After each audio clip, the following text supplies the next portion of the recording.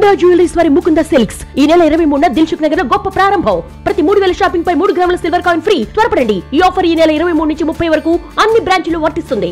ఏపీలో ప్రభుత్వం నిర్వహిస్తున్న బీసీ, ఎస్సీ, ఎస్టీ సంక్షేమ హాస్టళ్లలో సదుపాయాలపై విమర్శల జడి కొనసాగుతోంది. ఇప్పటికే రాష్ట్ర food commission chairman Vijay Pratap Reddy పలుచోట్ల పర్యటనలు చేస్తూ లోపాల్ని గుర్తిస్తూ అధికారులపై చర్యలు తీసుకుంటూనే ఉన్నారు. అయినా హాస్టల్ నిర్వాహకుల తీరు మారడం లేదు. హాస్టళ్లలో విద్యార్థులు అస్వస్థతకు గురవుతున్న ఘటనలు పెరుగుతున్నాయి. ఈ నేపథ్యంలో సర్కార్ స్పందించింది.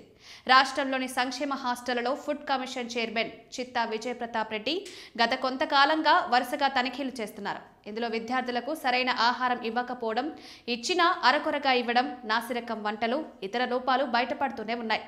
వీటిపై ఆయన ఎప్పటికప్పుడు అధికారులపై ఆగ్రహం వ్యక్తం చేస్తున్న వీడియోలు వైరల్ అవుతూనే ఉన్నాయి.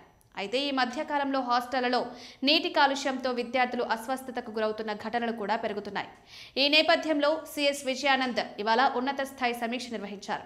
ఇందులో సంక్షేమ హాస్టళ్లలో వరుస సంఘటనలు ఎందుకు జరుగుతున్నాయి, హాస్టళ్లలో వార్డెన్లు ఏం చేస్తున్నారు అంటూ సిఎస్ విజయానంద్ అసంతృప్తి వ్యక్తం చేశారు. అల్లూరి సీతారామరాజు జిల్లా రాజేంద్రపాలెం గిరిజన బాలికల ఆశ్రమ పాఠశాలలో బాలికలు అస్వస్థతకు గురైన అంశాన్ని ప్రస్తావిస్తూ అధికారుల తీరుపై తీవ్ర అసహనం వ్యక్తం చేశారు. అసలు సంక్షేమ హాస్టళ్లలో ఏం జరుగుతోందంటూ అధికారులను ప్రశ్నించారు. వరుస సంఘటనలు జరుగుతుంటే కఠిన చర్యలు ఎందుకు తీసుకోవడం లేదన్నారు. హాస్టళ్లలో వార్డెన్లు ఏం చేస్తున్నారు, పరిశుభ్రత, శుచికరమైన భోజనం, విద్యార్థుల ఆరోగ్య పరిస్థితి గురించి పట్టించుకోకుండా ఇంకేం పనిచేస్తున్నారని ప్రశ్నించారు. ఇంత బాధ్యతారాహిత్యంగా పనిచేస్తుంటే చర్యలు తీసుకోకుండా మీరేం చేస్తున్నారని అసహనం వ్యక్తం చేశారు.